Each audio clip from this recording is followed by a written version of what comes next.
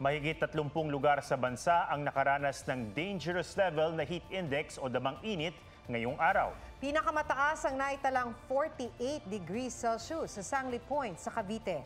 Babala ng Pag-asa, titindi pa yan hanggang Mayo. May report si Mark Salazar.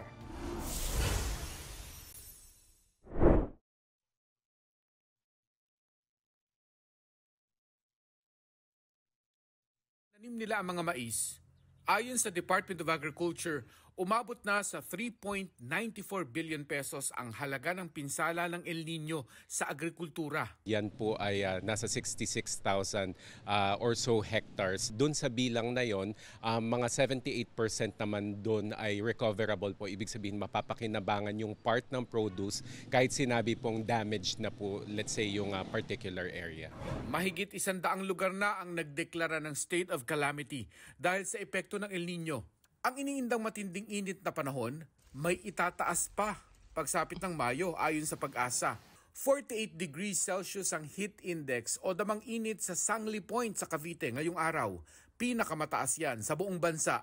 Mahigit 30 lugar din ang nakapagtala ng dangerous level of heat index. Ibig sabihin, malakumbulsyong pakiramdam na hindi na bumababa sa 42 degrees Celsius. Sa isang health center sa Quezon City, 1 o 2 kada araw ang isinusugod dahil sa heat exhaustion.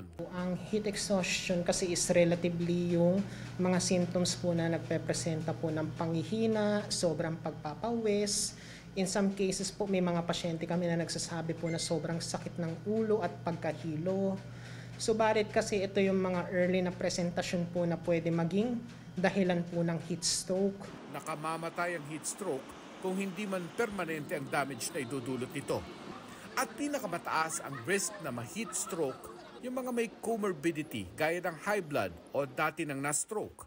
Nire-recommenda po namin na pwede po sila pumunta sa mga malalamig na lugar, pwede sila magbasa po ng tuwalya at ibahagi po sa kanilang katawan. At maganda sana na damihan po yung inom ng tubig. Kung nasa labas, maiging sumilong sa lilim o sa mga puno para mapreskuhan. Ipinakita ng Philippine native tree enthusiast na si Alex Santos kung paano pinalalamig ng puno ang temperatura sa El Nido, Palawan. Ang halos 50 degrees sa beach sa ilalim ng araw, mas malamig ng 8 degrees kapag sumilong sa puno. Ang 50 degrees sa gitna ng kalsada, 34 degrees na lang pag sumilong sa kakahuyan sa gilid. Sa Santa Cruz, Maynila, dahil wala gaanong puno, pinakamabilis na pampapresko ang pagsiswimming. Mark Salazar, nagbabalita para sa GMA Integrated News. Huwag magpahuli sa mga balitang dapat ninyong malaman. Mag-subscribe sa GMA Integrated News sa YouTube.